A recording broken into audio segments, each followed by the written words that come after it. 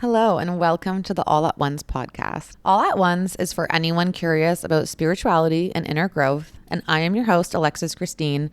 I'm a spiritual mentor and energy therapist, guiding the collective as we navigate this awakening journey together. We will explore the depths of the universe, hold space for vulnerable conversations, and delve into so many esoteric and taboo topics, and of course, just so much more. You cannot put a limit on these things. If you guys enjoy, please give us a follow, subscribe, and a good review. Let's get into the episode.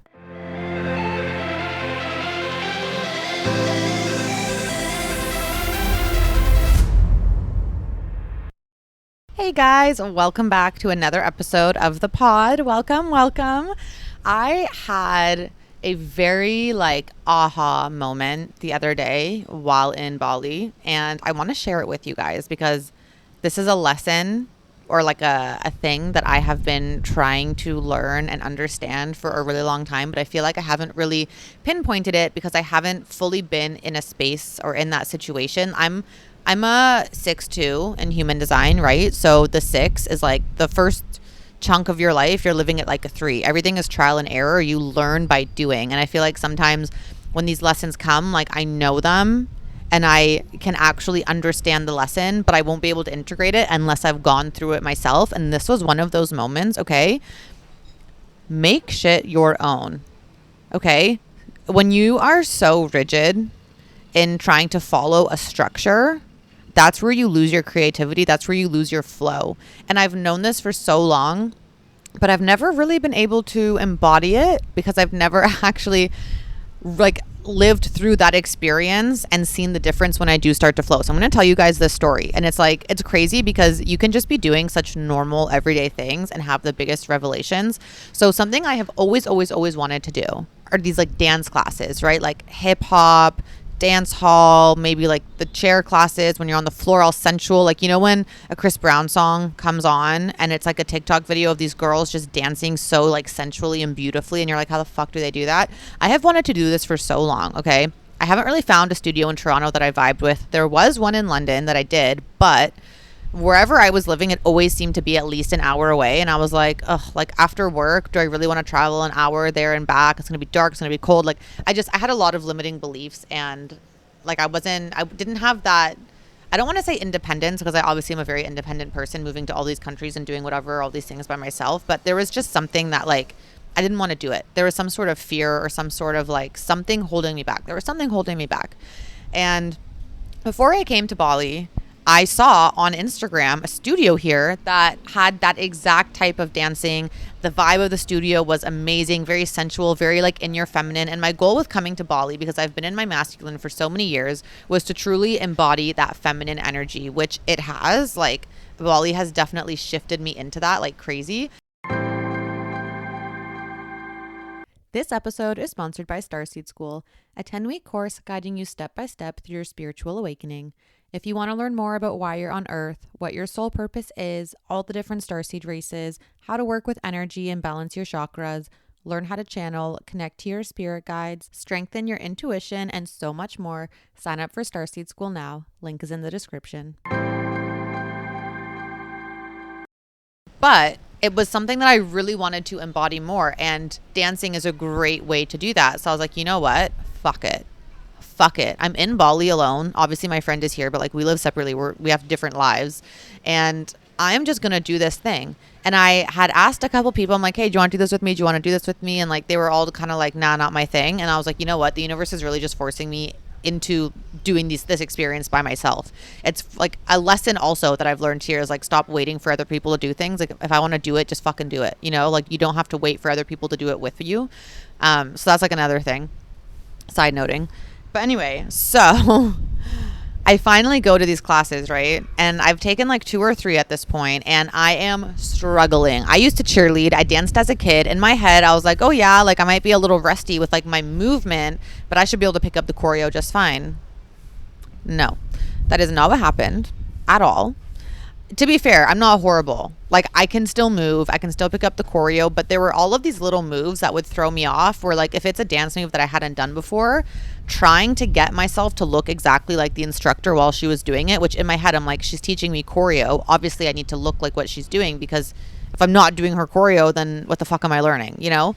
And so I had this thing where I had to make it look exactly like her. I was trying so hard to perfect it. And like the class was moving pretty fast. She wasn't overly explaining how to do each move. And I was also a little bit shy. Like everyone else seemed to be getting it. And I was like, I don't want to just be the one asking like a million questions, trying to figure out how to do this move when everyone can do it. And I'm holding us up, blah, blah, blah. All of these limiting beliefs and fears coming through, right? And this is like the third class at this point. And like, I'm good with the choreo, guys. I'm good. I'm learning it. We're getting it done. But in every single class, there was one section where there would be a couple moves that didn't feel intuitive. They didn't flow properly, or I didn't know how to do them properly. And it would always trip me up. So no matter how many times we did it, I would always fuck up in the same spot, and I just couldn't get it. And finally, I went to my first dance hall class, and like, I don't know if you guys have seen me dance, but fuck, man, I am like, I can whine like nobody's business. My hips move, right? So I was like, oh, this class will be easy for me. So good.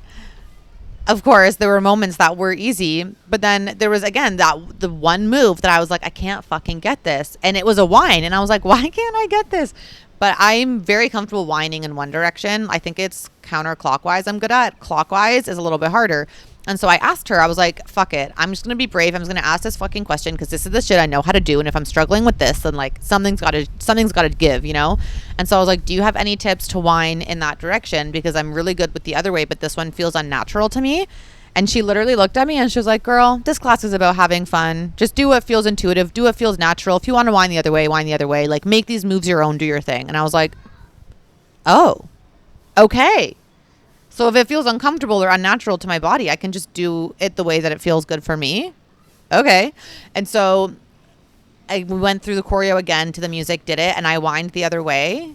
And when I tell you, shit fucking clicked. Oh my God. Oh my God. Okay. Like everything started flowing. I did so well in that choreo. It was so good. And I've been to a couple classes since, keeping that same thing in mind. And like, again, she did always say, she was like, do what you want with your hands, make it your own, blah, blah, blah. But I never really like integrated that of what she was saying. I was focusing so much on matching the moves. And ever since, I have been using her as guidance, but making the moves more in line with what flows to me, what feels more intuitive to my body and my natural dance style. I've been doing so much better. I'm picking things up so easily. I'm not fucking up anymore. Like I actually feel like I'm good at what I'm doing. And it is literally because I am making it my own. And so this is your reminder. And this is what I mean. Like it's a freaking dance class and I'm having these revelations about life. It's crazy. Bali is intense, you guys. Bali is amazing.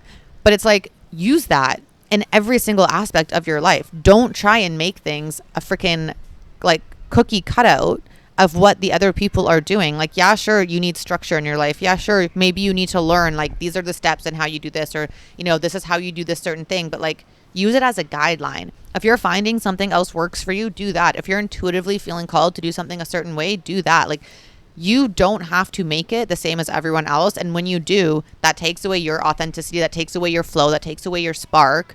And actually, it's not going to do as well. So basically, the lesson here is remember that, like, you are your own source of creativity. And when you're being authentic to yourself and you're doing what feels natural and good for you and not worrying about what else is going on around you, you find so much more flow and you create so much more of a spark in the work or in the movements, the activity, whatever it is that you're doing. You can use other people as a guidance, as an outline, right?